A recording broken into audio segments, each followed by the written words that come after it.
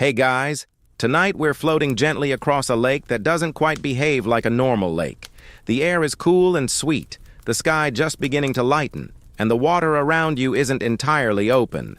Instead, it's stitched with strange green islands, thin rectangular rafts of earth and reeds that seem to drift, sleepily tethered to one another like dreaming animals. Birds call out softly. Somewhere, a wooden paddle dips into the water. And somewhere else you can. Smell crushed marigolds. This isn't a dream. Well, it is, sort of. You're gliding through the chinampas of the Aztec Empire. A floating farm system so peaceful, so oddly beautiful, that you might think you've arrived at a kind of agricultural afterlife. But don't get too romantic yet. There are mosquitoes. The mud smells like ancient secrets and occasional sewage, and you're about to spend a day learning how people survived in a land with no soil, by building soil. Also, you probably wouldn't survive this. Let's just say your HOA probably wouldn't let you use rotting swamp vegetation as a foundation.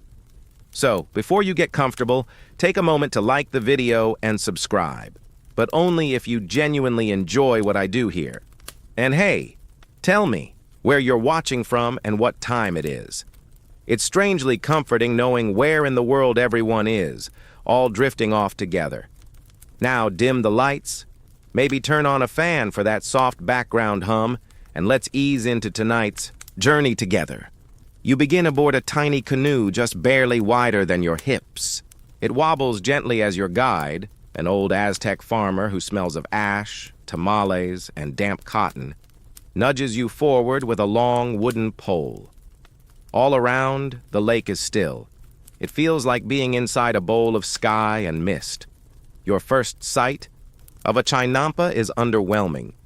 It looks like a garden that got lost at sea, a narrow strip of greenery, maybe 2 meters wide, poking up from the water like a misplaced vegetable raft.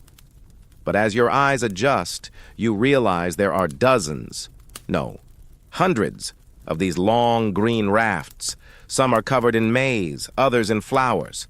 A few appear abandoned, choked with weeds and the soft skeletal remains of last season's harvest. Your guide doesn't say much, just grunts and points to the poles sticking out from the corners of each garden. Ahuejote, he mutters. Willow, trees. These serve as anchors. Their roots dig deep into the lakebed, and the floating garden beds cling to them like shy children. You drift closer to one chinampa, and now you can see the structure. It's like a sandwich made of reeds, lake muck, and decomposing plant matter. It smells a little like wet compost and a little like life itself. Not floating, your guide finally says. Rooted, but soft. Like everything Aztec, it's both poetic and practical. Historians still argue whether these gardens truly floated, or whether the floating was more of a poetic term. Many believe the chinampas were semi-fixed, built on shallow lake beds with clever layering that allowed them to rise and fall slightly with the water level. You step onto the garden carefully, as if it might suddenly sink, but it doesn't. It gives a little, like a thick forest floor. You are technically standing on engineered swamp. Here, people grew everything they needed to feed one of the largest cities in the world, Tenochtitlán, which once housed over 200,000 people. Think Manhattan, but with more lizards and less Starbucks. The mud is thick and clings to your sandals. Your guide reaches down and scoops some up, rubbing it between his fingers like he's testing cake batter. Good. Alive. He hands you a handful. It's warm, slightly gritty. You're not entirely convinced it doesn't contain at least one toe from a sacrificial victim. But sure, alive works. The sun is rising now, turning the mist golden. Birds dart between chinampas, egrets, herons, and the occasional very serious duck. Insects buzz, but softly, like they've agreed not to ruin the vibe. You spot a dragonfly the size of a matchbox. It lands on a tomato plant and blinks at you, as if to say, "Welcome to the neighborhood." According to one mainstream historical account, These chinampas could yield up to 7 harvests per year. That's not a typo. 7, which made them absurdly productive.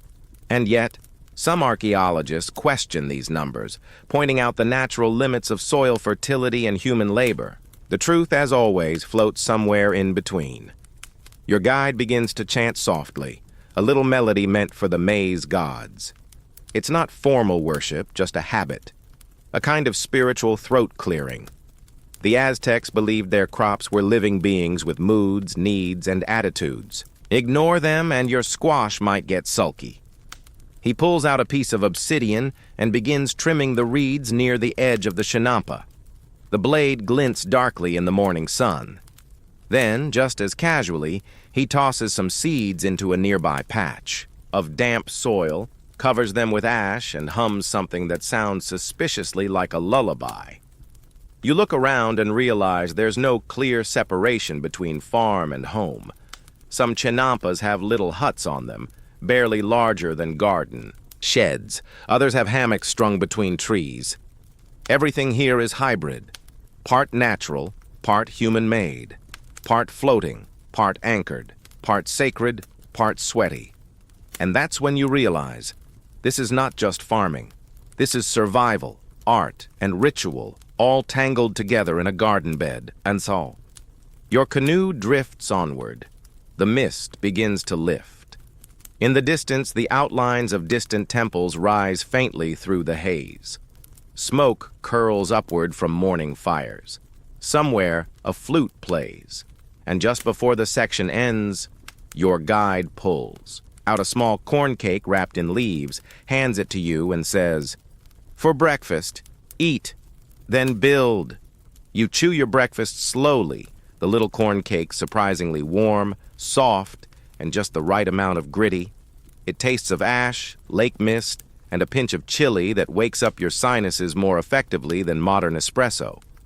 As you eat, your guide grins, revealing a few missing teeth, and begins unpacking tools from the canoe, a digging stick, bundles of reeds, and something that looks suspiciously like a rib bone. You don't ask. He gestures toward an open patch of lake, nestled between two half-formed chinampas. "Now we build," he says. This is how the Aztecs created paradise out of swamp, with patience, mud, and a complete disregard for modern OSHA standards. First, you gather up long stakes, wooden poles made from the ahuejote willow trees. These are driven deep into the lakebed, forming a loose rectangle. Think of it like the frame of a watery sandbox. Your guide hands you one. It's heavy, splintery, and alarmingly wet. He gestures. You stab it down. It squelches. You stab again. The pole sinks slightly. A frog watches with faint amusement. Now comes the reed matting, called patats. These are woven from local sedge grass and stitched together tightly, forming a base layer. It's like rolling out a welcome mat for the gods of agriculture. You and the guide lower it between the poles, and it sags gently like a hammock of grass. Then, the muck. Glorious, black, living muck. You lean over the side of the canoe and begin hauling up handfuls of sediment. It's thick, gooey, and slightly warm. Like fondue if fondue were made of bacteria and duck droppings. It clings to your arms and oozes between your fingers as you slap it down over the reed base. You pile it on. More reeds, more mud. You are layering a lasagna of fertility. Historians still argue whether these layers were built up all at once or over several seasons. Some claim farmers added to the chinampas gradually, letting them settle and compact. Others suggest a more aggressive approach: build fast, plant faster. Either way, the result was the same: a floating rectangle of damp potential. You pause to wipe your face and realize you're streaked in mud, sweat, and what you pray is not bird guano. Your guide just laughs, handing you a handful of crushed herbs. "Good for smell," he mutters. You rub them on your arms. It helps, slightly. Next, you haul in compost, rotten vegetation, fish bones, bits of obsidian flakes, and broken pottery. It's all part of the mix. The Aztecs believed that waste wasn't waste if it could feed something else. You bury it beneath more mud, then scatter dried maize husks on top like nature's confetti. By midday, the chinampa feels stable. Spongy, yes, but it holds your weight. Your guide hops up and gives it a test bounce. Good. Won't eat you. That's comforting. You kneel and begin planting. First, maize, the sacred plant. You press 3 kernels into the soil in a triangular pattern. 3 sisters, your guide says. Maize, beans, and squash planted together to support and nourish each other. A botanical polyamory. Then come the chilies, the tomatoes, the amaranth. Each plant is tucked in like a baby in a cradle. Your fingers are black with earth, but there's something deeply satisfying about it, like the chinampa is accepting your offering. Suddenly, your guide pauses. He points. Axolotl, he whispers. There, floating lazily in the shallows, is a strange creature. It looks like a salamander with frilly gills and a perpetual smile, like it just remembered a good joke. These ancient lake dwellers were sacred to the Aztecs. They symbolized regeneration and transformation, and were occasionally snacks. You watch the axolotl blink at you, unimpressed, before slipping beneath the water like a submerged thought. It's quiet now, save for the sound of your breathing and the occasional drip of lake water from your sleeves. The chinampa rests beneath you, newly made, smelling of possibility and wet dirt. And then, without warning, your guide smears something cold and sticky on your cheek. You yelp. He laughs. Mud blessing, he says. You're one of us now. You glance at your reflection in the lake. You look feral, but also, strangely, content. There's something deeply grounding about building a floating garden from scratch. It reminds you that paradise isn't found. It's made, with effort, and elbow-deep muck, and sometimes with a handful of fish guts. One mainstream account suggests that these gardens fed not just the capital city, but entire regions. Their productivity was legendary. Yet other scholars caution that seasonal flooding, pests, and political upheaval often interrupted this idyllic food chain. Still, you can't help but admire the audacity. To grow a farm not on land, but on water. You lie back on the fresh chinampa, letting the sun warm your mud-streaked face. A dragonfly lands on your nose. A cloud drifts overhead. Somewhere, someone is pounding maize dough in a distant kitchen, the rhythm echoing faintly across the lake. The chinampa rocks slightly beneath you, a reminder that even the most grounded things can float.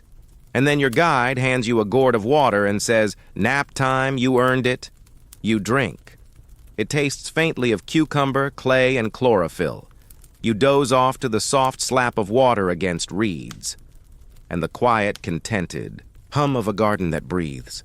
You wake slowly, blinking sunlight from your eyes, face still crusted with dried mud and something suspiciously green. The chinampa gently rises and falls beneath you like a sleepy breath. Overhead, the sky is a pale canvas brushed with watercolor. Clouds. Your guide is gone. Only a trail of reed fragments and a half-eaten tamale remain. You sit up, stretch, and almost immediately fall sideways into a squash vine. The vine, mercifully, forgives you. Now it's your turn to tend the floating world. The chinampa hums quietly with life.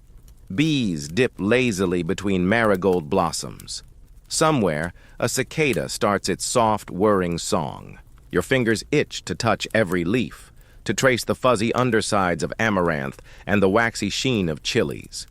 Each plant seems to be whispering its own quiet story. A tomato vine curls toward you with almost theatrical flourish, presenting you with one tiny, green, not quite ready fruit. It smells sharp and herbal, like the start of something important. You begin your rounds with a hollowed-out gourd full of water. Watering here isn't about splashing from above, it's about listening. You crouch, place your hands on the soil, and check for moisture like a mother checking a fever. Too dry, and the plants complain. Too wet, and the roots sulk. According to one mainstream study, chinampa soil retained moisture better than traditional fields, thanks to its compost-rich, sponge-like consistency. It was a self-watering miracle of mud engineering. Yet some skeptics argue that waterlogging was a constant threat. The truth likely varied by season, weather, and whether or not your neighbor upstream dumped their leftover pulque into the canals again. Speaking of canals, you glance up just in time to see a flash of silver leap from the water. A fish. Then, another. Then a small splash. And something brushes the side of the chinampa. You freeze. A long, sinuous shape glides by beneath the surface. Eel, your guide had warned you. The lake is full of surprises, some edible, some slippery, and some with opinions about humans stomping on their mud. Still, eels were a protein source for many Aztec farmers. Along with frogs, turtles, and the occasional crayfish, these watery, squiggles-added variety to a maize-heavy diet, you consider reaching into the water.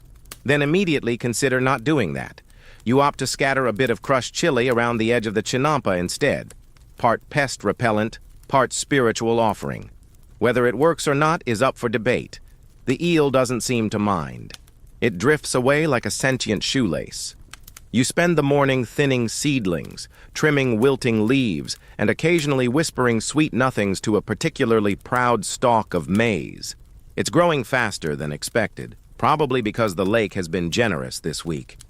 The Aztecs tracked the moods of the lake like other people tracked stock markets. Was the water high? Was the sediment rich? Were the wind gods bored and looking for something to tip over?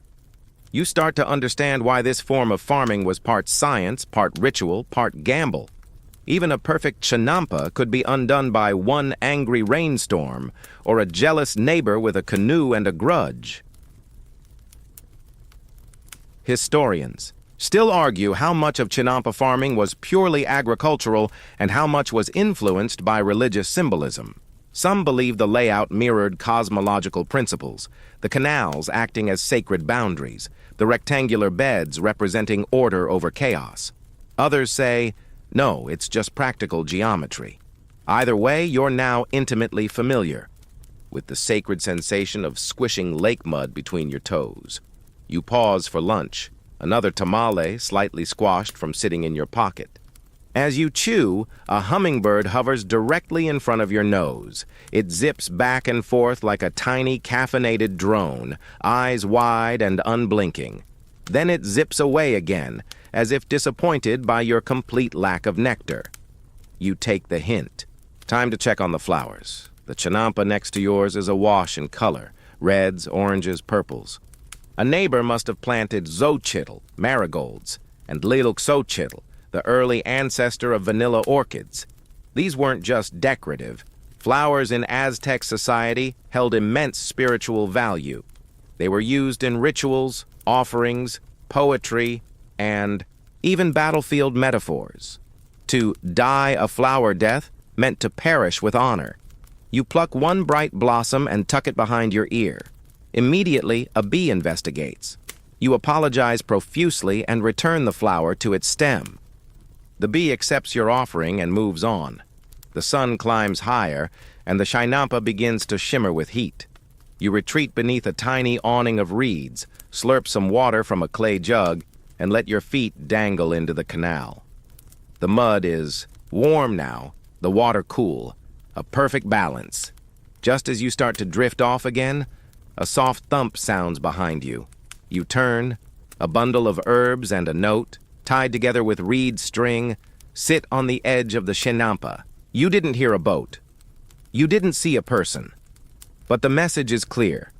The note, written in Nahuatl glyphs, is beyond your full comprehension. But the imagery is unmistakable.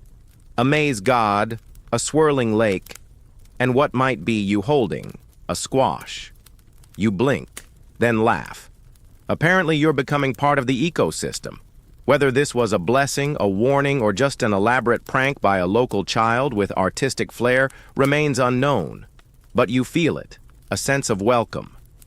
The chinampa has accepted you. The plants have stopped side-eyeing your clumsy hands. Even the eel seems less judgmental. You lie back once more, the smell of sun-warmed maize and damp reed mat rising around you. And somewhere, in the half-light behind your closed eyes, the floating garden grows on. The day lingers, golden and slow, as you slide into a late afternoon lull.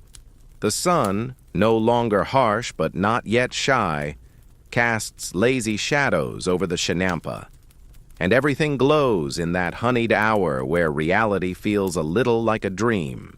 You're stretched out next to the squash vines, half asleep, when your ears tune into something, a distant, rhythmic splashing, not urgent, not frantic, just deliberate. You sit up and spot it, a canoe gliding along the narrow canal, a silhouette, outlined by light and water. A small figure rose quietly, and the reeds part gently ahead of them like curtains drawn by invisible hands. The boatman arrives, his canoe loaded with baskets of fish, bundles of green onions, and something wrapped in banana leaves that smells, outrageously like lunch's more attractive cousin. He nods in your direction. Hungry? Obviously. You exchange a few tokens, a handful of dried chilies you didn't know you had, a couple of overconfident tomatoes, and a muddy but earnest thank you, and he hands over a warm bundle. Inside is grilled tilapia, seasoned with epazote, and citrus laid over roasted amaranth. It tastes like salt, sun, and a bit of smug satisfaction. As you eat, the boatman settles onto the edge of your chinampa. Ever been to the floating festival? He asks. You shake your head, mouth full. He smiles. It's like this, but with more flowers and more chaos. He begins to tell you about the Xochimilco festivals, ancient floating processions where the canals bloomed with color and noise. Whole canoes decorated with garlands drifted past like aquatic parade floats. People danced, sang, and, if the gods were in a good mood, drank slightly questionable pulque until they mistook egrets for ancestral spirits. The boatman swears he once saw a priest fall out of his canoe while trying to bless a floating marigold pyramid. He insisted the gods pushed him, he chuckles. But we all saw the turtle. He shifts his basket and offers you a fish. For later, dry it in the sun, or don't. The ducks will eat it. Speaking of ducks, one floats by now, utterly indifferent to your existence, then lets out a quack so flat and sarcastic that you feel personally judged. The boatman nods at it. That one's called tlacoyo, steals fish, possibly cursed.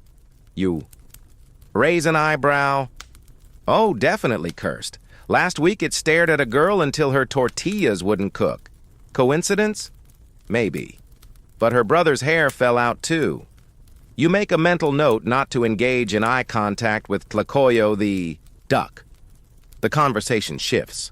The boatman speaks about life on the water, how every day begins and ends with paddling, planting, and praying that the lake behaves. He gestures toward a far-off cluster of chinampas. That one belongs to a family who's been here since the great temples stood tall, still plant by moon phase, still offer the first squash to the lake. You ask if he believes in the old gods. He shrugs. I believe the lake remembers. A quiet falls between you. The sun dips lower, and everything is amber. The light dances across the water in shards. A heron lands nearby with theatrical grace, ruffling its feathers like it owns the place. Which, to be fair, it probably does. The boatman pulls out a small pouch and offers you something chewy and sweet, made from maguey sap and crushed cactus seeds. Dessert, apparently. Food, he says, is how we talk to the gods, and sometimes how we distract them. You ask him what he means, but he only smiles and begins to paddle away, back into the reeds. His silhouette blends into the dusk, fading with the sound of water lapping against the sides of his canoe. You sit there for a while, finishing your fish, contemplating cursed ducks, and wondering how festivals on water didn't always end in mild disaster. Historians still argue about the true scale of these chinampa celebrations. Were they rare religious events or regular community affairs? Some records suggest wild extravaganzas, others hint at quiet seasonal offerings. Maybe, like everything, here it floated somewhere in the middle. Your chinampa smells faintly of grilled tilapia and damp soil. You spot Tlacoyo again, watching from a distance, eyes suspiciously glinty. You decide to name a particularly stubby squash vine after him, just to be safe. As the sky turns lavender and gold, the lake seems to exhale. Frogs begin their nightly chorus, somewhere between lullaby and stand-up comedy. Fireflies blink in and out like gossiping stars. You lie back once more, the reed mat surprisingly comfortable, and let the floating world rock you gently toward evening. The water slaps the edge of your garden with the rhythm of an old song, and you drift a little, closer to sleep. You wake to a gentle wet nose pressing into your arm. It's not your guide. It's not Tlacoyo the duck. It's something warmer, smellier, and significantly more snuffly.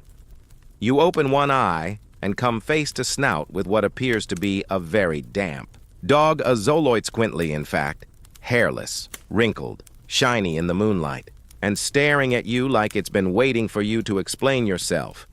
The ancient Aztecs believed these dogs were sacred guides to the underworld. They led souls across the river of the dead, acting as fairy dogs for the dearly departed. This one, though, mostly seems interested in the bit of dried fish tucked near your elbow. You offer it a bite. It snorts once and accepts with all the dignity of a furry god. As you sit up, you realize night has fully descended. The stars are out, scattered generously across a velvet sky, and the chinampa has shifted slightly, repositioned by the subtle movements of the water. It's as though your garden has changed beds in the middle of the night. The sounds have changed too. The frogs are louder. Insects trill rhythmically. Water gently sloshes against the muddy edge. It's music, but with no instruments, just life tuning itself for nocturnal business. You hear rustling among the maize stalks, not menacing, just active. A soft hiss, the skitter of claws, and then a pair of eyes blink back at you, low, wide, and glowing. Coati, or maybe a very ambitious raccoon. Either way, you decide not to challenge it. It noses around the edge of the chinampa, finds a dropped squash peel, and disappears into the reeds with a sound like polite rustling silk. Your new dog friend yawns, curls up on your feet, and promptly falls asleep. You take a deep breath. The air at night is richer, cool and damp with just a whiff of marsh. Somewhere nearby, someone is burning copal resin. Its scent spicy, earthy, and slightly sweet. It wafts across the lake in ribbons. Suddenly, a low hoot cuts through the quiet. An owl. A big one, by the sound of it. Your dog, who you've now decided to call Tepo, lifts its head, listens, then sighs, and puts it back down again.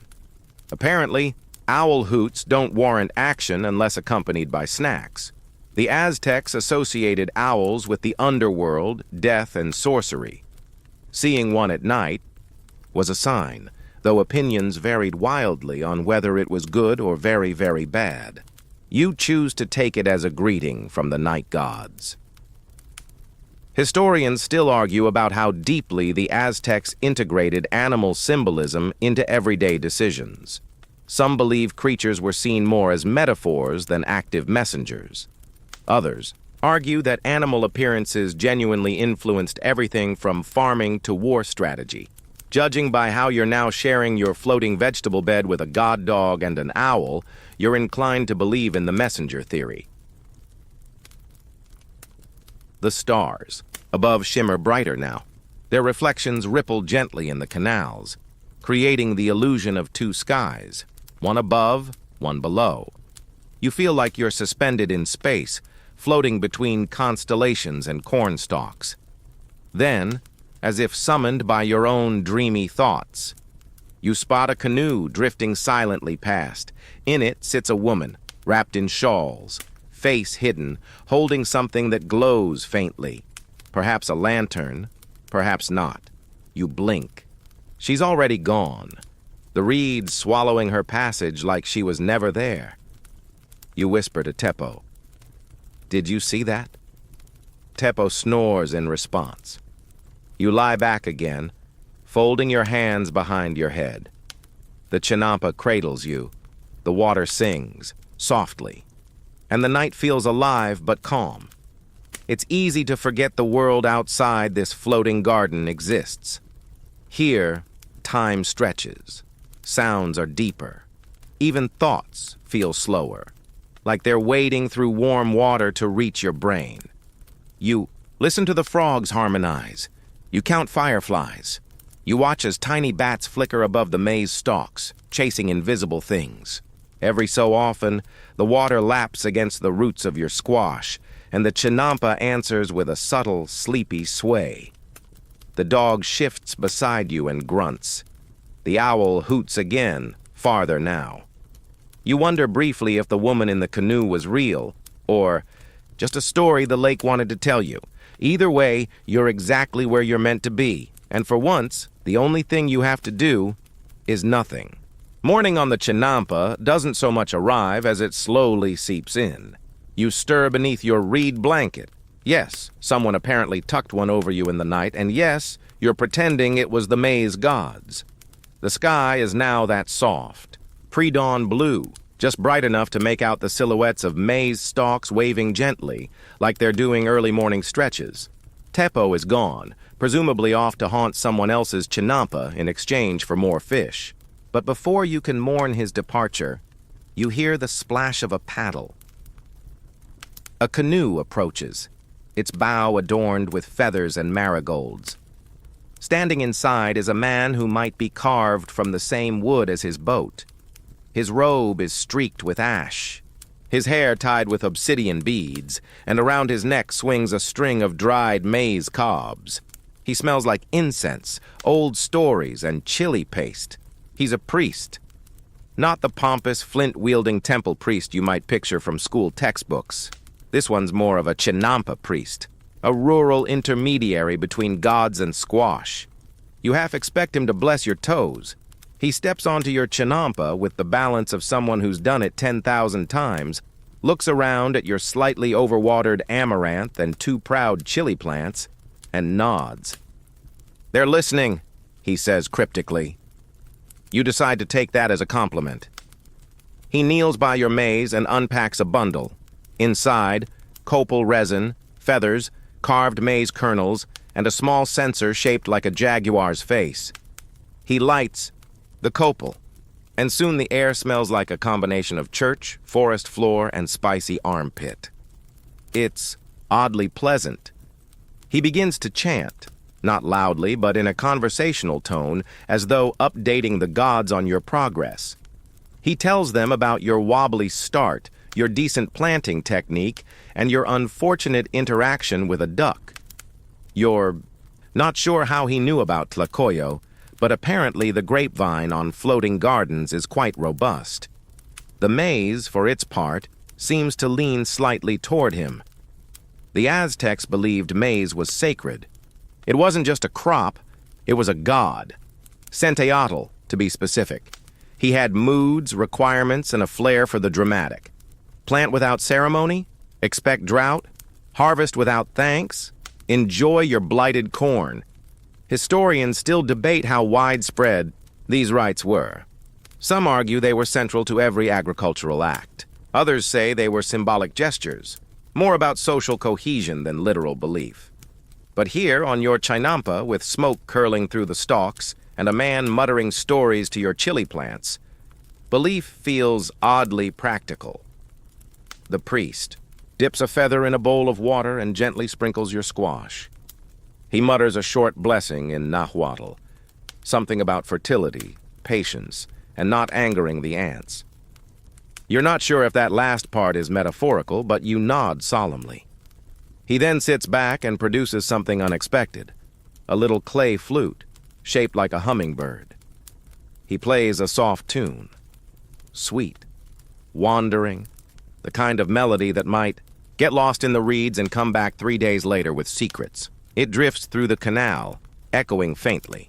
A dragonfly lands on his head. He doesn't flinch. You ask him why the gods care so much about maize. He smiles. Because maize feeds the bones, and bones are the only part of us that last.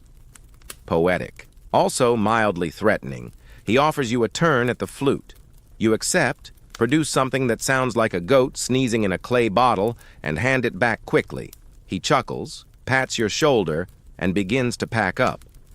Before leaving, he takes a pinch of ash from his censer and rubs it gently onto your maize stalk.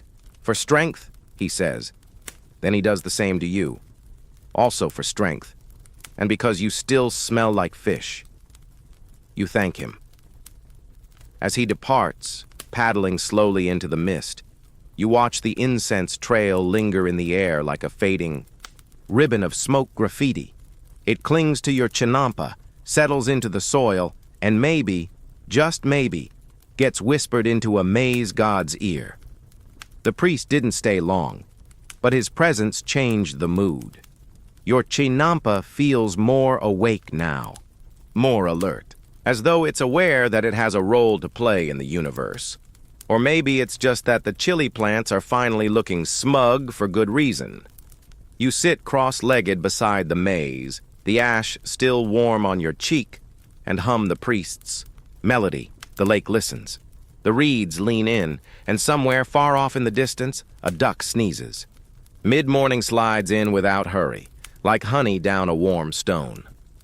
The chinampa is gently awake now, rustling with light breeze and the hum of daily business. You're nibbling on a surprisingly spicy corn cake and watching your tomatoes try to pick a fight with a vine of beans when a familiar sound returns. The soft, rhythmic splash of a paddle. But this time, it's not the priest. It's a trader. His canoe is fuller than most kitchen pantries.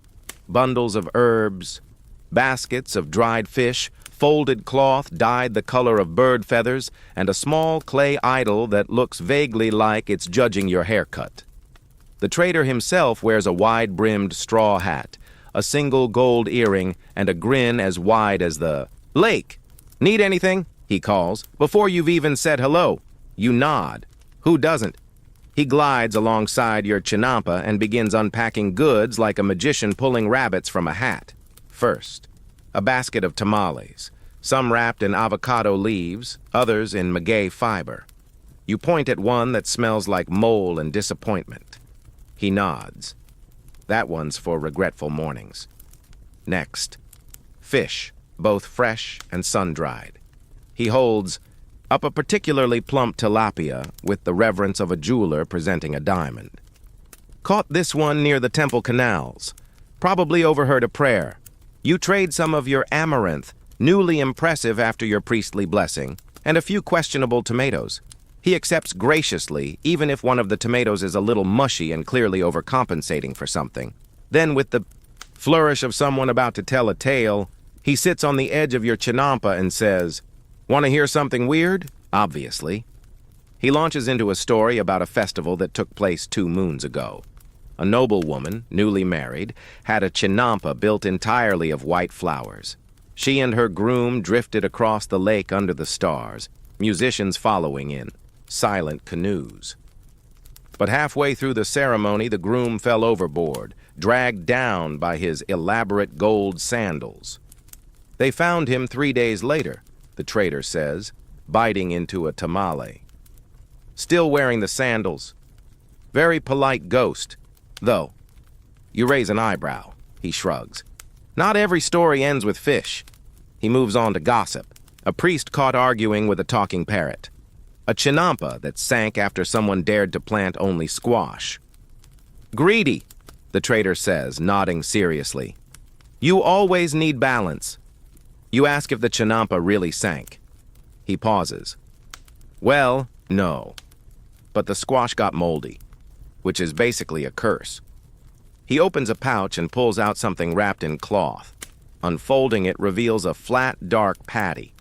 It smells earthy. Lake cheese, he says proudly. It's not cheese, it's spirulina, technically Tenochtitlán, algae scooped from the lake surface and dried into cakes. A protein-rich Aztec superfood.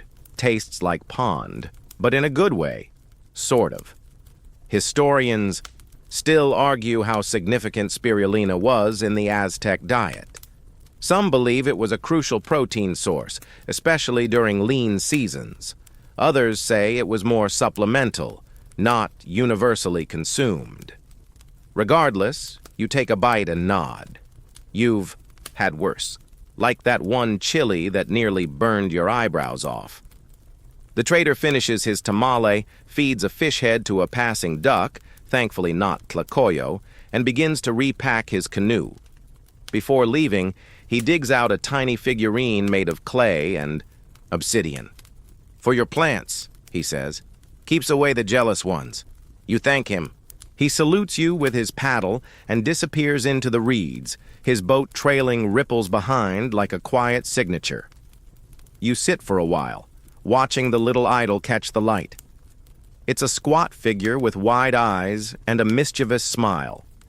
You place it at the edge of your chinampa near the overly smug chili plants, just in case. The wind picks up slightly, carrying the smell of roasted corn and maybe just a whisper of pulque, the lightly fermented drink made from maguey. You wonder if there's a party happening somewhere on the lake, or if the smell is just the trader's aura. You lie back again, head resting near your freshly blessed maize, and let the warmth of the sun soak into your skin. Somewhere nearby, a flute begins to play. Or maybe it's just the reeds whistling, either. Way, you're full of fish, gossip, and algae, and the day feels oddly perfect. It starts with a drum beat, soft at first, just a gentle thump like a heartbeat echoing across the water. Then another joins, and another. Soon it's a low, steady rhythm, pulsing through the chinampa like a second life beneath your feet. You sit up. In the distance, you see movement. Canoes, dozens of them, gliding out from the mist like shadows waking up. Each one trimmed in flowers, bright flags fluttering gently, carrying people dressed in colors that could give parrots an identity crisis. It's a feast day. Your neighbor, a woman who lives 2 chinampas down and has somehow always known when to appear with food, rows over, her boat overflowing with tamales, squash blossoms, maize cakes, and what looks suspiciously like a ceramic jug of pulque. "You're coming, right?" she asks, already tossing you a flower crown. You place it on your head. It's too big. She adjusts it with a look that says, "Bless your efforts," and hands you a tamale so hot it nearly burns through the leaf wrap. "Hurry," she says. "The flowers are almost ready. You don't ask what that means. You just paddle." The feast is held at a central chinampa, one that's been cleared, decorated, and transformed into something that hovers between a garden party and a floating cathedral. Garlands of marigolds and hummingbird feathers hang from willow poles. Incense burns in tiny clay bowls. Someone has arranged maize cobs into a spiral so perfect you briefly suspect divine intervention, or at least someone with too much free time. A group of musicians sits at one end, playing drums, flutes, and something that sounds like a frog having a thoughtful monologue. The beat is soft but insistent. It gets under your skin in the best way. Food is everywhere. People pass dishes back and forth between canoes like trust falls with snacks. You're handed a cup of something thick and frothy, pulque, made from fermented maguey sap. It tastes like sour yogurt and secrets. You drink anyway. By the third sip, it's growing on you. By the fourth, it's making suggestions. Children run along the edges of the chinampas, tossing petals into the air, chasing one another with bundles of herbs. An old man laughs so hard he drops a tamale into the canal. A heron catches it mid-fall. Everyone cheers. Then come the dancers. Their ankles are wrapped in shells, their faces painted in swirling designs. They move with the rhythm of the lake, fluid, slow, then sudden. They stamp, twirl, leap. Some carry flower bundles. One waves a palm fan with such intensity you briefly wonder if he's summoning a wind god or just aggressively cooling himself. Someone next to you begins a chant. Others join. You hum along, only half sure of the words, but fully aware that the rhythm is contagious. It feels ancient and silly at the same time, like sacred karaoke. A woman offers you a flower arch, woven in real time from morning harvest. To carry across the lake, she says, so the gods know you mean it. You ask what you're supposed to mean. She grins. That you're still here, that you still care. You nod, because what else can you do? You row gently, flower arch in hand, toward a smaller chinampa surrounded by lilies. Everyone takes turns laying their arches atop the water. The lake accepts each one like a quiet offering. Some say these arches carry messages to the gods. Others say they keep the lake's spirits content. Historians still argue whether these floating ceremonies were widespread or specific to certain regions. Some think they were community bonding events. Others lean toward private devotional rituals. But as you watch a child lower an arch with eyes closed in concentration, it doesn't feel academic. It feels human. The sun begins to dip, not set, just lean. Musicians switch tempo. A flute plays something so wistful even the frogs pause. You find yourself laughing with strangers, sharing food with a man who insists his chinampa grows the best chilies in 3 provinces, dancing. Not well, but with conviction. You make accidental eye contact with Tlacoyo the duck. He blinks once, then drifts off. Maybe today's feast is big enough to pause the curses. As the festival winds down, people row slowly home, canoes trailing, marigold petals and leftover songs. The lake shimmers with floating arches, reflections, and one upside-down maize cake you dropped mid-dance. You retrieve it. It's still edible. Probably. You paddle back to your chinampa under a sky just starting to bruise into dusk. Fireflies blink hello. Reeds whisper like a gossiping choir. And your flower crown, now a little wilted, still smells faintly of joy. The chinampa welcomes you home with its usual gentle rock, and you lie back once more, stomach full, heart warmer, the rhythm of drums still echoing faintly in your ears. The morning that follows the feast is quieter, but not entirely still. You wake to the smell of something green, fresh cut, dewy, and just slightly medicinal. It wafts across your chinampa in small gusts, mingling with the early sun and the faint, sleepy chatter of ducks. You blink away the dreams of floating arches and drum beats, sit up slowly, and spot a figure crouched on a neighboring chinampa. She's gathering flowers. Her hands are quick but gentle, brushing dew from petals, tucking marigolds into a reed. Basket, twisting stems like someone fluent in the secret grammar of plants. You paddle over, cautious not to splash. She looks up and smiles, a smile that says she knew you were watching. Her face is marked with subtle swirls of clay paint, and her shawl is stitched with symbols, maize stalks, frogs, and tiny stars. She is a healer. "Help me," she says, pointing to a patch of zochitl. The marigolds again, but these are redder, richer, and standing taller than any you've seen. You kneel beside her. The soil here feels warmer. She shows you how to twist each stem just below the second leaf node. Keeps the energy balanced, she says. If the plant thinks you're greedy, it stops blooming. You suppress a nervous laugh and comply. The marigold releases a citrusy scent with every snip. You could bottle it as Aztec Sunrise and sell it for $30 an ounce in Brooklyn.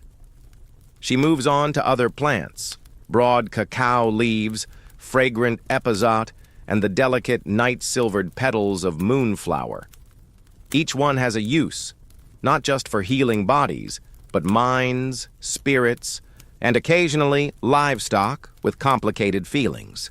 The Aztecs were known for their advanced knowledge of herbal medicine. Some estimates say they used over 1,000 different plants for healing. Priests, midwives, and healers, often women, carried detailed botanical knowledge passed down through generations. Some remedies were practical, others wrapped in ritual and dream logic. You ask how she knows what to use for what. She pauses, holds up a flower, and says, "Some plants whisper, others gossip. You just have to listen." She presses a crushed marigold to your wrist. "For dreams," she says. The scent makes your eyelids droop in the best way. She continues harvesting, humming quietly. A tune with no words. Maybe it never needed them. You follow her to the shaded edge of her chinampa, where she's set up a low altar. Nothing grand, just a flat stone, a bowl of lake water, and a few feathers arranged in a spiral. She begins to sort the plants, some into jars, others into bundles tied with corn husk. Then she asks, very casually, "Want to try dream cacao?" You nod before even asking what that means. She hands you a small cup. The liquid inside is dark, thick, and smells like earth, smoke, and something else. Memory, maybe. You sip. It's bitter, not unpleasant, just serious. It coats your tongue, like a lullaby wrapped in velvet. You feel warm. Your fingers tingle. Somewhere in your brain, a door creaks open. The healer takes a sip from her own cup and tells you of dreams. Dreams, she says, are not just stories your head makes up. They are messages, visitations, diagnostics. Sometimes a sick person can be healed just by interpreting their dream correctly. Other times, dreams are warnings or riddles. She tells you of a woman who dreamed of a snake curled around her maize. She woke, refused to harvest, and a week later her entire chinampa flooded. The snake was warning her, the healer says. She listened. She's still alive. You ask if she dreams every night. She chuckles. Every night. But some dreams are just frogs talking nonsense. You learn to ignore those. Historians still debate the extent to which dream interpretation played into Aztec medicine. Some say it was central, others argue it was a side practice. But it's hard to dismiss when you're sitting with someone who looks like she talks to flowers, and they talk back. She offers you a paste made from ground leaves and obsidian ash. "For protection," she says. You dab some on your temple. It smells like burnt sage and good decisions. Before you leave, she gives you a small pouch of dried herbs. Brew with hot water. Think good thoughts. Sleep near something green. You thank her. She shrugs. Just don't dream of frogs with human voices. That never ends well. You paddle slowly back to your chinampa, the sun higher now, the lake beginning to shimmer. You tuck the herb pouch into your reed hut, near your humble pile of squash and suspicious tomatoes. You lie back, close your eyes, and let the warmth of the dream cacao lull you. Already your mind begins to drift. And somewhere in the background, a marigold whispers, just loud enough to make you smile. Night doesn't fall. It seeps like ink into cloth. You wake. Or maybe you never really slept. From a long, warm doze. The sky above is velvet black, pierced by stars sharp enough to make you blink. Around you, the chinampa sighs softly in the darkness. The maize leaves rustle in conversation. The reeds swish quietly, and something small and feathered flutters by with all the urgency of a dream in mid-flight. Then you hear it. A sound not quite human, but not quite animal either. A sort of low, wailing call that seems to echo from every direction at once. You sit up, heart thudding, every goosebump on your arm standing at full attention. Teppo the dog is back, emerging from the shadows like a swamp ghost. He presses against. Your leg and growls low, not the angry kind, the warning kind. Something's moving through the canals, and it's not a traitor. You peer into the darkness, eyes straining. The call comes again, softer now, almost sad. An owl glides silently overhead. A heron squawks from deeper in the reeds. Somewhere, something splashes. Then, stillness. You're not alone, but it's not a bad feeling. Not exactly. You stand, careful, not to rock the chinampa. The stars are reflected in the canal like a second sky. You step onto your tiny reed canoe and push off with a long pole. Teppo hops in beside you, looking far too nonchalant for a spirit dog. You drift slowly through the night water. Around you, other chinampas lie in quiet slumber, their crops dreaming, their flower beds closed for the evening. But the animals, oh, they're wide awake. You spot axolotls near the banks, their frilly gills pulsing as they hover like aquatic ghosts. Frogs with golden eyes peer from lily pads, croaking rhythmically. A bat flits by, chasing something invisible to you but apparently delicious. You paddle past a chinampa lit by a single firefly lamp. An old woman sits cross-legged, scattering cornmeal into the canal and muttering softly. You don't disturb her. She doesn't even look up, just nods once as you pass. The lake narrows. The reeds get taller. You reach an area less traveled, less farmed, less structured. Here the chinampas are older, wilder. Some appear half-sunken, twisted by time and neglect. Others are perfectly intact but covered in vines, as if the plants decided to take over. Teppo growls again. You hush him gently. They were here first, you whisper. We're just visiting. Suddenly, a light flares. A canoe floats into view, guided by someone in a cloak of reeds and feathers. They don't speak. They don't even seem to paddle. The water moves them.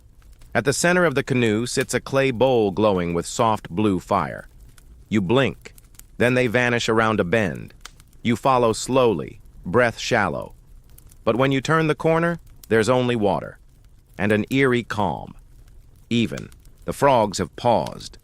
Some say the Aztecs believed in spirits of the lake, ancient beings who could appear as animals, people, or flickers of light. They protected the waters, punished the greedy, and occasionally gave lucky dreamers a glimpse into the other world. Historians still debate whether these beliefs were literal or metaphorical. But paddling alone through haunted reeds at midnight, metaphors feel very tangible. You let the canoe drift, the water is perfectly still. Then, out of nowhere, you hear a splash, massive, deliberate.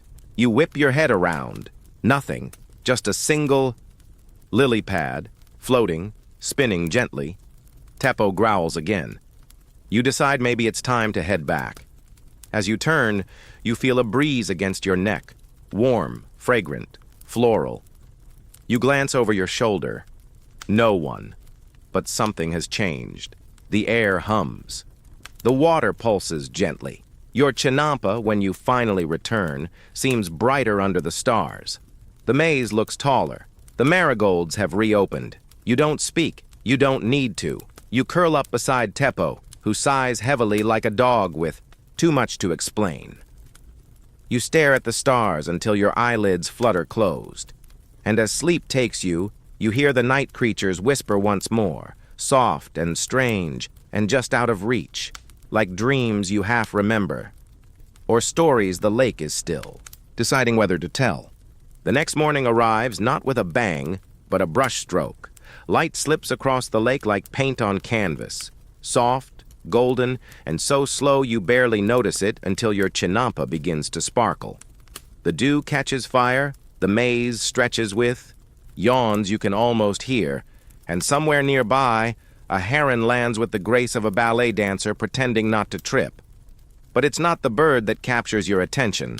It's the color, reds, yellows, pale, almost translucent blues, swirling in arcs across a nearby chinampa like someone spilled a painter's dreams.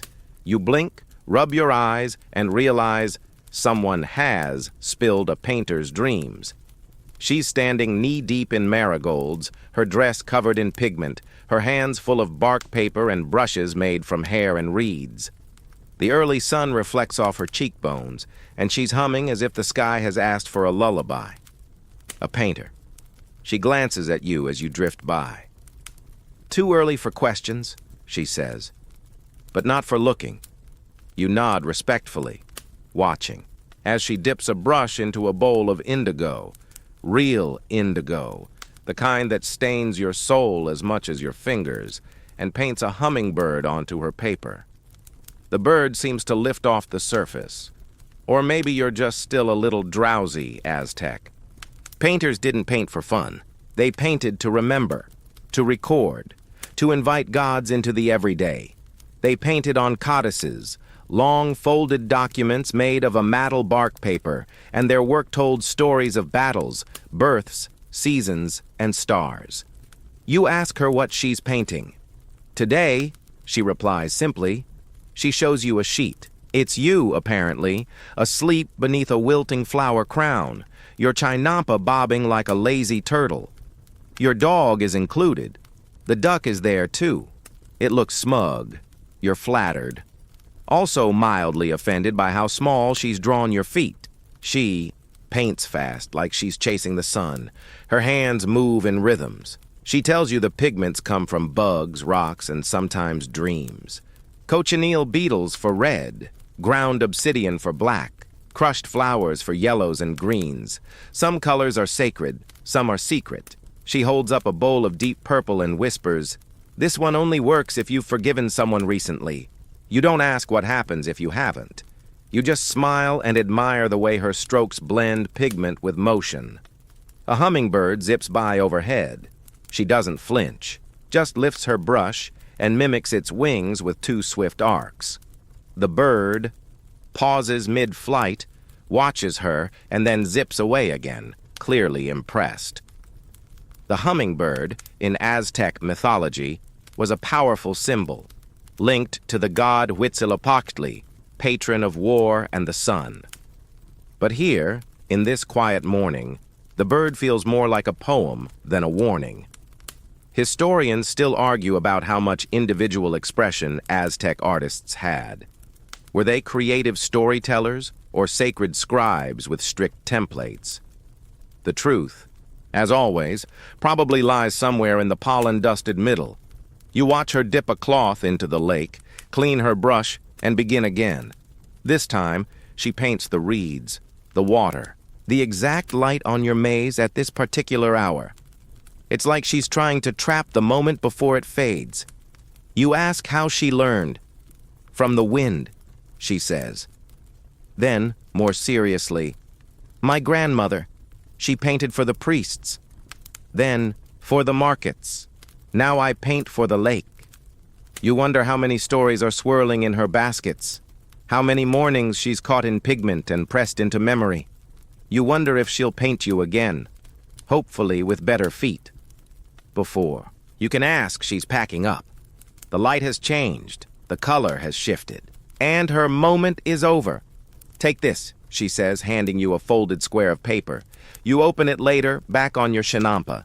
It's a simple scene. Your maze, your flowers, your dog curled at your side. But the water in the picture moves. You swear it ripples. You blink. It's still. But the feeling remains. Like you've been made into something more than just a dreamer on a garden. You've become part of the story. You tuck the painting into your hut, next to your fish snacks and slightly mystical herb pouch, and you smile because on this lake even the ordinary has a brushstroke of magic. Your chinampa squeaks. Well, not literally, but it shifts in a way that suggests something underneath just changed its mind. You stagger upright, clutching a reed pole like a confused ship captain, and inspect the edges. No cracks, no sudden sinkholes. Just that soft, suspicious wobble that makes your stomach feel like it's floating separately. This is how it starts. The day you test whether your garden floats or fails you completely. Because despite the poetry, the flowers, and the casually, Magical painters. Chinampas are engineered platforms of layered mud and decaying vegetation held together by willpower, willow roots, and regular maintenance. If you slack, they sag. If you really slack, they sink. A man in a canoe drifts past, watching your panicked wobble with calm amusement. Too much water on the left side? He asks. You nod. Possibly, or I angered a duck spirit. He shrugs. Same thing. You grab a paddle and slowly start redistributing weight, gently moving buckets of water, rearranging your clay jars, and asking your chili plants to show a little less attitude. The man paddles closer and helps check the moorings. Each chinampa is staked to the lakebed with long wooden poles, usually willow, the ahuejote. These not only anchor the garden, but help it absorb the lake's natural rise and fall. The trick, he says, is keeping it just unstable enough to float. Push too hard and you sink. Slack off and it drifts into someone else's beans. He tosses you a length of cord. Tie that end to the willow trunk, not too tight. Let it breathe. You obey. The chinampa groans slightly, then steadies.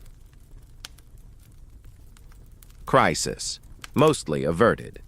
Historians still argue whether chinampas were truly floating platforms or more like semi-permanent raised fields. Some reconstructions suggest they were fixed to shallow lake beds and only floated metaphorically. Others argue they were dynamic structures designed to shift with the water. Either way, yours clearly has a personality. Your new friend, who introduces himself as Matlack and insists it means clever fingers, though he won't elaborate, sticks around to make sure your floating rectangle doesn't float away entirely. He points out where the edge of your garden is beginning to rot. Too much shade. The roots aren't holding. Together, you weave in fresh reeds, pat down new layers of lake mud, and chat about chinampa gossip. Apparently, someone 3 canals over tried to grow nothing but chilies this season and accidentally created a spicy wind tunnel that scorched the neighbor's amaranth. Balance, Matlack mutters. Always balance. He teaches you a trick. How to weave the reed edges into a kind of mat that discourages ducks, discourages mold, and allegedly discourages ghosts. You ask if he really believes in lake ghosts. Believe? He smirks. I owe one a favor. You decide not to press for details.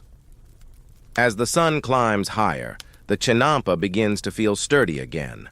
The soil is breathing. The water levels out. Even the tomato vines relax.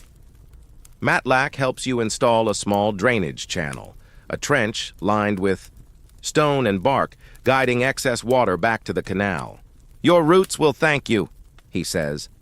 You ask him if anyone's chinampa has ever sunk completely. Oh, many times, he says cheerfully.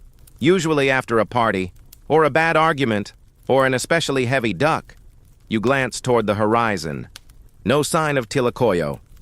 Still, you make a mental note to avoid any duck-related confrontations this week. Before Matlack leaves, he shows you how to place small obsidian shards around your maize stalks. Not just protection, he says. They remind you where your corners are. You try it. The shards glint in the sunlight, sharp, confident, anchors of a different kind. By the time he paddles off, you feel like your chinampa is once again part of the lake's heartbeat instead of fighting against it. You sit on the edge, dangling your feet over water, watching ripples push against the reed walls and bounce back softly, like the lake giving your garden a gentle nod. There's something comforting about it, the way it wobbles, resists, then finds its rhythm. Kind of like you. You lie back and stare at the sky, where a single cloud has taken on the shape of a maize cob with wings. Probably just coincidence. Probably. The chinampa rocks slightly, but this time it feels like dancing. You don't mean to sneak into the floating school, but when your canoe gently drifts into a canal framed by poles hung with brightly dyed cloth, and you hear voices chanting in perfect rhythm, your curiosity paddles faster than your better judgment. You Pull your boat into a quiet slip between chinampas and peer through a screen of flowering vines. What you see stops you mid-chew on a roasted corn snack, a floating classroom. Dozens of children, ranging from wide-eyed little ones to tall, sleepy teenagers, sit cross-legged on woven mats. Their reed-roofed classroom sways gently on a well-anchored chinampa, shaded by willows and banners that ripple like lazy thoughts. At the front stands a man wearing robes dyed with crushed beetles, rich crimson, impossibly vibrant. His hair is pulled tight into a knot, and his expression is a mixture of deep patience and mild confusion, like someone teaching algebra to squirrels. "Repeat after me," he says. The students chant back, reciting a verse in Nahuatl so rhythmic it could double as a lullaby. Something about stars, serpents, and never trusting a chili that's too quiet. One of the students raises a hand and asks why maize gets its own god, but beans don't. "Because maize asks to be worshipped," the teacher replies. "Beans are content." You slide onto the chinampa quietly and sit at the back. No one questions you. Maybe they assume you're late, or that you're a very tall, confused 12-year-old. Either way, you're in. The lesson shifts to math. Only this isn't your school's math. This is Aztec calendar math, the kind that counts by 20s, juggles solar and ritual calendars, and occasionally schedules festivals based on Venus throwing a tantrum. The teacher draws symbols into a patch of wet clay. The kids copy them with sticks and impressively straight posture. You try too. Yours looks like a lopsided duck. You cover it with your foot. One boy leans over and whispers, "That's supposed to be a jaguar." You nod seriously. "Mine's shy." He grins. Aztec education wasn't one size fits all. Noble children attended Calmacac, a formal school that taught astronomy, religion, history, and the art of ruling without being publicly cursed. Commoners went to Tenochtitlán, where the focus was on discipline, farming, and basic martial arts, also known as how not to get stabbed in a maize field. But here, floating among vegetables, it feels like the best of both worlds, knowledge rooted in both sky and soil. The teacher rolls out a codex scroll and tells a story of the fifth sun, the current era, born from sacrifice, fire, and cosmic arguments. The children listen in quiet, awe. You realize that for them, myth and memory are the same thing. Historians still argue how much of Aztec education was mandatory versus ceremonial. Some sources suggest strict state-sponsored schooling, while others point to a more flexible, community-based system. Either way, the result was a society where even farmers could quote poetry about volcanoes. Your borrowed seatmate shows you his clayboard. It's a poem. You read the Nahuatl aloud, slowly. "The flower drinks the sun. The lake holds her like a mirror. We dance between breaths." He shrugs. "Homework." You blink. When your homework was a haiku, it involved frogs and questionable rhymes. This is a whole mood. The teacher rings a small shell bell, and the students scatter. Some paddle home. Others remain to clean up. You help stack the mats and wipe down a chalk-stained reed wall. The teacher nods at you. "You learn by listening," he says, "but you belong by asking. You don't know what to say, so you just bow slightly." He nods again like you passed. A test no one told you was happening. As you paddle away, a voice calls out behind you. The boy with the jaguar drawing waves. "Your duck was pretty good." You smile all the way back to your chinampa, and later that night, beneath a sky full of stars and half-remembered numbers, you find yourself whispering that poem again. The flower drinks the sun, and your floating garden, still gently rocking, seems to listen. The weather doesn't change with a warning. It creeps. The breeze that once cooled your neck while you watered squash becomes pushier, first teasing, then tugging, then slapping your chinampa like it owes the lake money. The sky shifts too, from watercolor blue to a shade that looks like someone dipped obsidian in storm cloud. You glance upward, then across the canal, and you notice everyone is preparing. Mats rolled, canoes double-tied, reeds stacked along the edges of gardens like sandbags. Even the ducks seem edgy. Tlacoyo swims in frantic circles, which for him is equivalent to an all-caps email. Then your neighbor, who you now know by the name Chimal, short for Chimali, meaning shield, calls across the water, "Get your things down. Storm's coming." You squint at the sky. How bad? He doesn't answer, which is its own kind of answer. You rush to gather what you can. The maize gets tied in bundles, the tomato vines reinforced with extra reed lattices. You anchor your little hut with stones and silently apologize for the time you mocked the weather gods, just in case. The wind rises, the lake begins to hiss, and then it hits. A wall of rain so sudden and heavy it feels like you've stepped into a cold waterfall that's annoyed at something. The reeds dance wildly, your chinampa lurches. The first gust snaps a basket right off your platform and hurls it into the water like a soggy frisbee. You dig in your paddle and brace. Thunder rumbles, not the flashy dramatic kind, but a low, rolling growl. The kind that makes you feel like the gods are pacing in the next room. Then lightning, just once, slices the sky.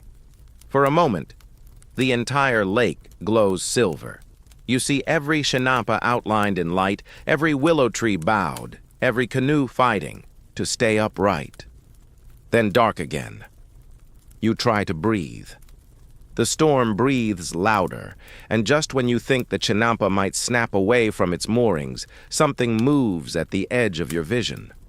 A figure, cloaked in soaked fabric, face unreadable, standing in a canoe that rocks without tipping. In one hand, a bundle of reeds. In the other, a long wooden staff with feathers tied near the top. No paddle, no struggle. They glide straight toward you. You freeze. Teppo, who has returned again because, of course, growls low from inside your hut. The figure reaches your chinampa, then pauses, and then softly presses their bundle of reeds into your hands. "Root them," they say, voice soft but thunder-backed. You don't ask questions, you just nod. They turn and drift away, vanishing into the rain like they were never solid. You plant the reeds right at the corners, as instinct or the gods suggest. Your fingers dig into wet soil. The reeds bend, then stand straight. The chinampa shudders, then steadies. Historians still argue whether the Aztecs believed in spirits who directly interfered with weather. Some sources say yes, rain gods, wind gods, river deities with attitudes and agendas. Others believe these were metaphors, ways to make sense of chaos. You just planted reeds given to you by a possible storm ghost. You're not in a metaphor. The storm begins to pull back, slowly, reluctantly, like a child being dragged from a party. The rain lightens. The wind shifts. The lake breathes again, slower this time. You sit in the mud, soaked, blinking water from your eyes. Then laughter. Chimal appears in his canoe, hair plastered, holding a basket full of floating tamales. "Yours, I think," he says, grinning. You nod. "Good roots," he says, looking at the reeds. You nod again.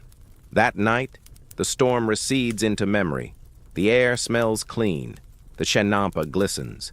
Your plants, somehow, have survived. Teppo dries, himself by shaking all over your hut. You don't even mind. You lie back on damp mats, eyes heavy. The distant thunder now just a purr, and as you drift to sleep, you hear it. A faint splash, a canoe gliding, and the soft whisper of reeds, rooted steady, alive. Morning after a storm is like waking up in someone else's bed. Familiar, but off. The lake is still, almost too still, as if holding its breath. The reeds no longer sway, but listen. Even the birds chirp in a lower register like they're trying, not to provoke the gods into round two. You step out onto your chinampa, squelching into damp soil, and are immediately hit by the unmistakable scent of gossip. Not metaphorical gossip, actual humans in actual canoes talking loudly and excitedly across the canal. Your chinampa is still intact, thank the storm ghost. But just 2 rafts away, someone's maize garden looks like it tried to stage a dramatic exit and only got halfway. A woman rows by, shaking her head. I told him not to grow beans on the edge. Beans are traitors. She's got the kind of voice that makes you feel like you've already lost the argument. Her canoe is loaded. Clay pots, wrapped bundles, squash, something steaming, and definitely more conversation than cargo space should allow. This is not her first gossip voyage. You recognize her now. Her name is Atel, and she runs one of the floating market circuits. And today, she's in full tour mode. She waves to another canoe. Did you hear about Chicom's boy? Fell in the canal trying to rescue a turtle. Turtle was fine. Boy, still smells like fish dreams. You laugh before you can stop yourself. She grins, turns to you. Oh good, you're awake. You're new. Which means you need poke and news, possibly in that order. She tosses a gourd. You catch it, barely. Inside, sweet, milky pulque with just enough kick to suggest this day might not stay calm for long. She pulls up beside your chinampa without waiting for an invite. Your squash is arrogant, she notes, peering at your plants, but not hopeless. She pulls out a clay cup and begins spooning out some kind of stew. It smells like chilies, lake herbs, and something that once swam confidently. Eat. Listen. You do both. She talks. Apparently, last week, a rival chinampa floated 1/2 meter into another's canal. The 2 farmers are now engaged in a polite war, which involves passive-aggressive flower arrangements and increasingly loud flute concerts. Elsewhere, a woman claims her ducks are laying glowing eggs. Another says her maize grew a stalk, shaped like Quetzalcoatl. Both may be true. Neither will be verified. Atel is a walking archive. She knows who married whom, who is secretly planning to move their chinampa 2 meters east, and which priest accidentally cursed himself with sneeze-blessing herbs. She leans in. You know the healer? The flower woman? You nod. She once told me my dreams smelled like roasted beans. I've never trusted my sleep since. She leans back, clearly proud of that statement. Then she launches into jokes. Nothing scandalous, just that perfect blend of harmless and spicy. What do you call a chinampa with no chili plants? She asks. You shrug. A floating sadness. You groan. She cackles. According to some records, chinampa communities weren't just farmers, they were tight social networks. Markets happened on water, festivals floated between families, and gossip moved faster than a paddle in a canal. Historians still debate whether these floating neighborhoods were politically independent or micromanaged by Tenochtitlán's authorities. Atel insists they were self-governed by whoever could cook, charm, and threaten at the same time. She offers you a wrapped parcel. Inside, tamales. Still warm. I made too many, she lies. You eat. She watches. Satisfied, she taps the side of your chinampa with her paddle. You're doing all right. Little crooked. But then who isn't? Before you can reply, she's gone, paddling toward her next conversation, calling out about a mysterious floating pumpkin and what it might mean for next year's fertility festival. You sit back, sipping the last of the pulque, staring at your smug squash, wondering what stories Atel will tell about you next. Probably something involving ducks. You find the duck waiting for you. Not a duck. The duck Tlacoyo. He's perched on the edge of your chinampa, like a tiny wet oracle. His feathers are glistening, his beady eyes unnervingly intense, and he lets out a quack that sounds less like a greeting and more like a challenge. Next to him, Azoloitzcuintli Tepo's back. Again. He yawns, stretches, and flops down beside the duck with the resigned air of someone who didn't choose this roommate situation, but has accepted it as his fate. You watch the two of them for a moment, wondering if this is a setup for some cosmic joke or an animal sitcom. Then Tlacoyo quacks again and waddles toward your maize patch. You follow. He stops in front of your tallest stalk, pecks once at the soil, and then looks up at you. You blink. Teppo growls, then sneezes. There's something odd about the patch. You kneel and brush aside some leaves. A small stone figure is buried just beneath the surface, roughly carved, wide-eyed, and holding what looks like a maize cob. You pull it free. It's warm from the soil, clearly old, clearly deliberate. You look at the duck. He blinks, then waddles off like his job here is done. You hold the figure up. It's worn smooth, but still carries traces of paint, red and gold. Possibly an offering, possibly a sign. You glance at Teppo. He looks very unimpressed. Still, the timing is too strange. You take it as a message. You bring the figure to your reed hut and set it on your small shrine space. Next to the clay painting the artist gave you, the flower pouch from the healer, and the obsidian pieces you still pretend are garden fashion. You light a bit of copal, just a little. Enough to honor the weirdness. Then you sit outside and wait to see what happens next.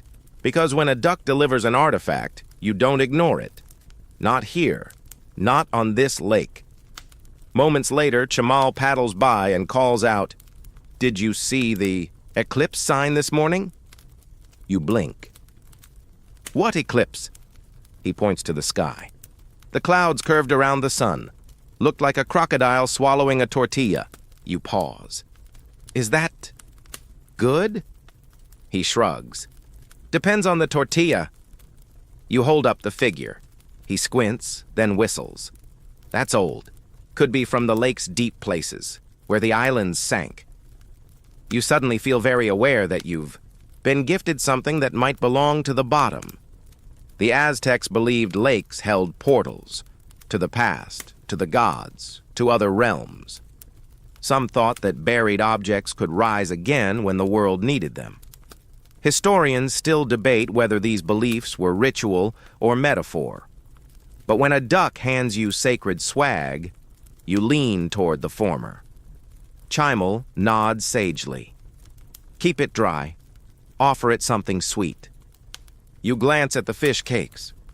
"Not that sweet," he clarifies. Later that day, a light rain begins to fall. Soft, warm, the kind that smells like new beginnings. You sit beneath your reed awning, the figure nearby, Teppo asleep, and Tlacoyo drifting. In the canal like he owns it. A hummingbird hovers just overhead, then lands, right on the stone figure's head. It stays for 3 heartbeats, then zips away. You don't need a priest to tell you that means something. You just smile, breathe in the rain, and whisper a quiet thank you to whatever force arranged this particular parade of omens. Because sometimes the divine speaks through fire, sometimes through dreams, and sometimes through a duck named Tlacoyo. The lake is quiet again, but not empty. There's a fullness in the air now, like the pause before music resumes, one of those long, lingering notes that doesn't end so much as become something else. You sit beside your maize, fingers tracing, lazy patterns in the soil, watching the morning sun tiptoe across the water. Everything feels more awake. Your chinampa doesn't just float, it breathes. A woman rows past, singing softly, a basket of flower bundles balanced perfectly in her lap. You wave. She nods. No words exchanged, just that quiet acknowledgement that comes from sharing space with the sacred. You think back on the past days, the festivals, the storms, the reeds, the ghosts, the slightly judgmental duck, and you realize something. This garden you've been living on, it isn't just practical. It isn't just a way to grow food. It's a philosophy, a worldview stitched into mud and maize. Chinampas weren't just floating farms. They were floating prayers. Each garden was a tiny cosmos, 4 sides marked by Willow trees, a center point often dedicated to the gods, and crops arranged in careful harmony. The Aztecs believed balance in your garden mirrored balance in your soul, and by extension, the universe. You reach for your obsidian pieces and rearrange them slightly. Suddenly your chili plants look smugger than ever. You let them have it. They've earned it. Nearby, a mother teaches her child how to press amaranth seeds into the soil, not by digging, by whispering. She murmurs gently as the child presses each seed down with a finger. "Why whisper?" you ask. She shrugs. "So the seeds remember who they're growing for." You blink. That one's going in your quote journal. The Aztecs didn't just farm. They conducted a cosmic duet with the land. Planting was ceremony. Watering was rhythm. Harvesting. That was gratitude turned into movement. Historians still debate how spiritual this process truly was. Some say it was functional reverence, just enough ritual to avoid bad luck. Others insist that for chinampa farmers, the divine was always present. In every frog call, every maize tassel, every splash of water against the reed-woven edge. You watch as your neighbor, an elder with hands like braided bark, begins pruning her squash vines. She sings as she does it, not to herself, but to the plants. Not even in words, just sound, tone. They respond. You swear they do. She catches you watching and calls out, "You don't harvest what you didn't thank." You shout. Back, "I thanked my tomatoes this morning." She nods. They look it. You spend the afternoon tending your garden with a new kind of attention. You notice how the chili plants lean away from the wind, like dancers. How the beans spiral not at random, but toward the sun in smooth arcs. You notice a wasp building, a nest beneath your canoe, and instead of swatting it, you move the canoe. The wasp nods. Probably. Teppo watches all this from the shade, ears twitching occasionally. Tlacoyo drifts by again on a chunk of driftwood like a tiny swamp monarch.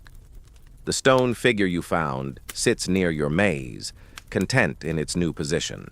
As accidental deity of the northeast corner, you lie back and close your eyes, and for a moment you feel the garden thinking, not in words, in warmth, in pressure, in rhythm, the roots shifting under you, the leaves opening, the reeds whispering in the canal. It's not a place anymore. It's a pulse. You breathe with it.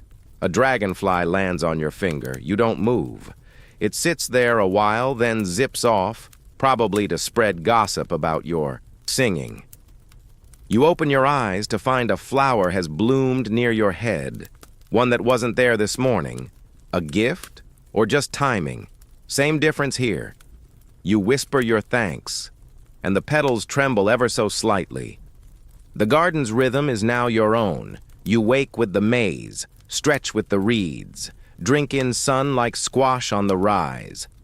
And for the first time since you set foot on the lake, you find yourself wondering, just how much could these chinampas really grow? You glance around your modest raft of soil and vegetables.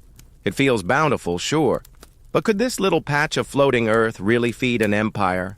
It's a question scholars have chewed on for generations, and your now slightly overconfident tomatoes don't exactly settle the debate. According to one account you remember, a priest perhaps, or a very enthusiastic festival guide, a well-managed chinampa could yield 7 crops per year. 7. Not of every plant, mind you, but in rotation.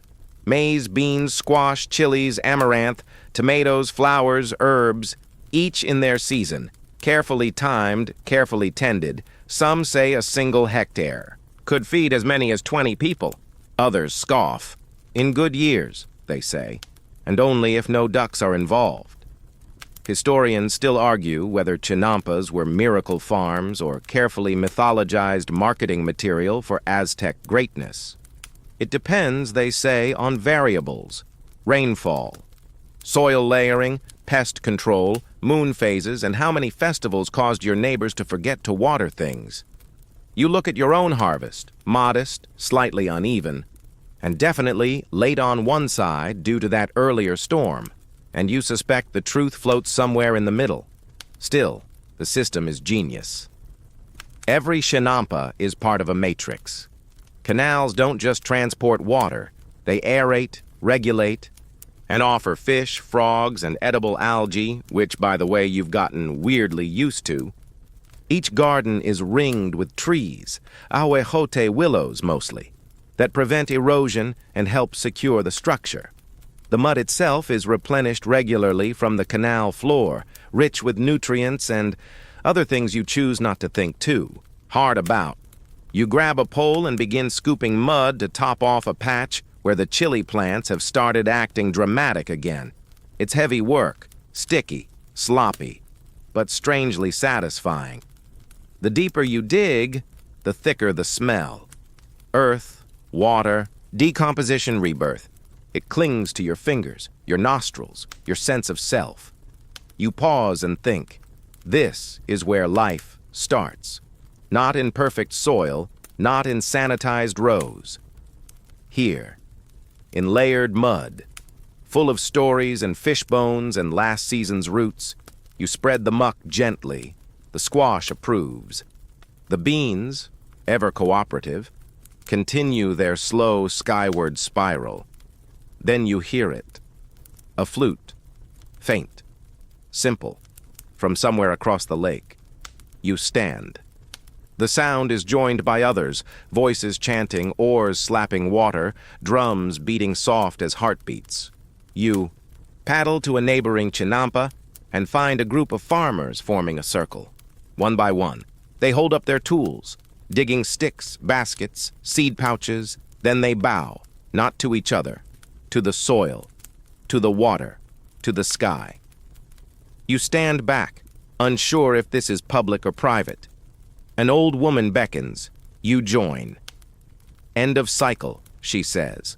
Next moon, we rest, then plant again. You follow their lead. Lift your hands. Bow your head. There's no temple, no priest, just community and soil. You paddle back to your chinampa slowly, moved in ways you don't fully understand. You arrive to find Teppo sitting beside a new patch of sprouting amaranth, staring at it, like he's waiting for it to evolve. You sit next to him. Watch the plants. Watch the water. Think about yield, about labor, about how much food it takes to fill a city, and how much of that starts with someone kneeling in the dirt, whispering. Thanks to something they can't quite see. The breeze tastes different today. There's something sharper in it, something that pulls at your thoughts, that bends the reed tops just a little too urgently, as if the lake itself is whispering. Change is coming. You notice it first, in the silence. The usual morning music, frog croaks, bird chirps, duck complaints, is thinner, muted. Even Tlacoyo paddles by with a strangely subdued quack, as if he too senses that the rhythm is off. Tipo watches the horizon, ears twitching, and then it comes. Not the storm, not the wind, but rumors. They float into your chinampa on cautious canoes, carried by traders and priest assistants, and wide-eyed boys too nervous to joke. They've arrived. You ask who, but you already know. The strangers, the pale ones, the ones with metal faces and four-legged beasts, the ones who do not understand the lake. You hear it from 3 different people by midday. First, from Matlack, who arrives uncharacteristically solemn and says only, "The mountain sent them." Then from Adel, whose usual laughter is nowhere to be found. She drops off a wrapped bundle of food, looks you dead in the eye, and says, "Keep this. Don't ask. Just be ready." Even the flower healer stops by. She doesn't speak. Just lays a wreath of marigold and epazote at the edge of your chinampa and paddles away. And then your guide returns, the same old farmer who first brought you to the lake, back in what now feels like another life. He kneels at the edge of your garden, runs a hand through the soil, and sighs. They do not see this as sacred, he says. You sit with him, staring at your maze. It's tall now, proud. It hums in the wind, unaware. or perhaps defiantly unconcerned. The Aztec Empire had its share of enemies, internal strife, rebellious cities. But this was something different. Steel, gunpowder, horses, concepts so alien they might as well have arrived on fire. Historians still argue whether the fall was inevitable. Some point to the internal tensions, the high tribute demands, the enemies ready to ally with any force that promised vengeance. Others argue the empire was holding strong, vibrant, even expanding, that it took catastrophe, not weakness, to bring it down. But here, on your chinampa, all of that feels far away. Here, you hold a squash, and you realize how much you've come. To love this floating sliver of the world, you gather what you can. Seeds, tools, sacred objects. You tie your canoe tighter. You anchor your maze with extra willow branches, even if it's just a symbolic gesture, because you know, change has come. But as the sun sets, you also see something else. Canoes moving, not away but toward one another. Families bringing gifts. Farmers joining gardens together for shared protection. A flute playing in defiance. Someone lights a fire on a raft, and a song begins.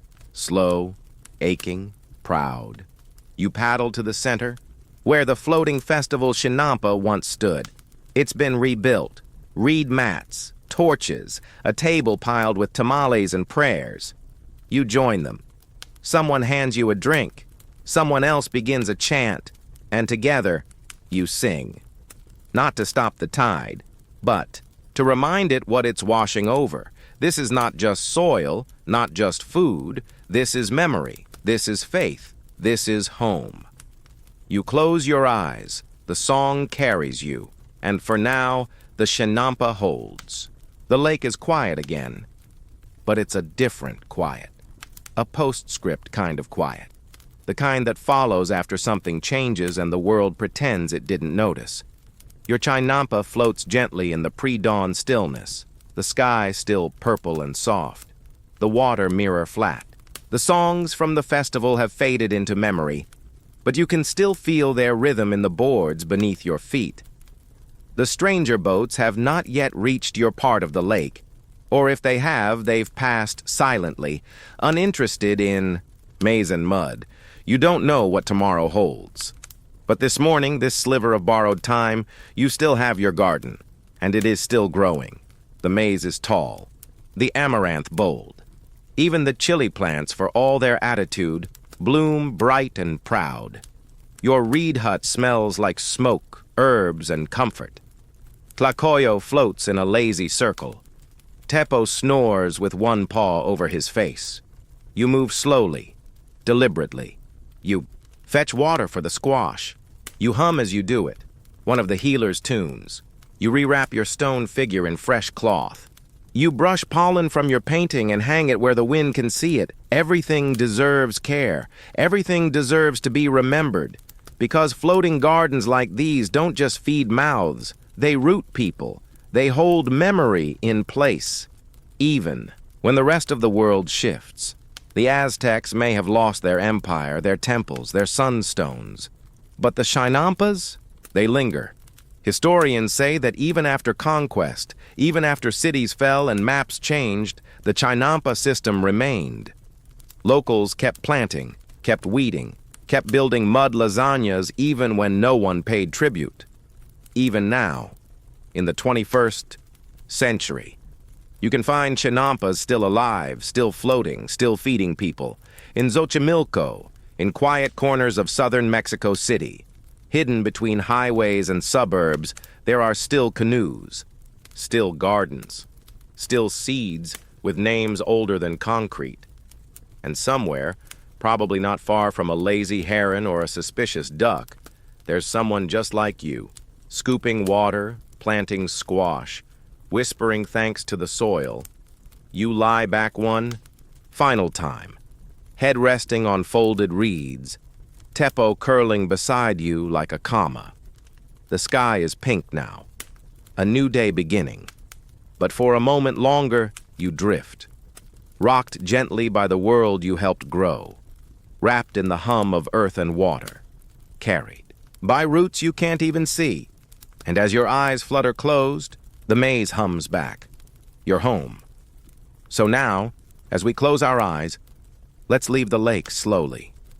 Let the colors fade, those gold-tipped marigolds, the indigo shadows of the maze, the shimmering green water where axolotls dream. Let the sounds soften, the hush of reeds in wind, the lull of paddles dipping gently, the distant drum that marked the last good story.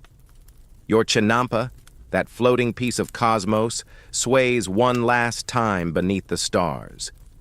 Let your breath match its movement, in and out. Feel the weight of the air get heavier, not oppressive but grounding, like soil after a warm rain, like sleep after a long, good day. You've walked through gardens made of dreams, touched soil that remembers gods, shared tamales with ducks and secrets with strangers. You've floated through a world that still blooms, still sings, even after the empire that made it has faded. And now, there's nothing left to do. No more paddling, no more planting, just rest. The lake is still, the garden is quiet, and the stars above the reeds are holding your place in the story. So let your thoughts settle, like silt in the canal. Let your heart beat, slow, like the drifting of petals on water. And when sleep comes, soft as a reed mat, warm as morning sun, let it carry you gently, like a chinampa in the mist. End of script. Sweet dreams.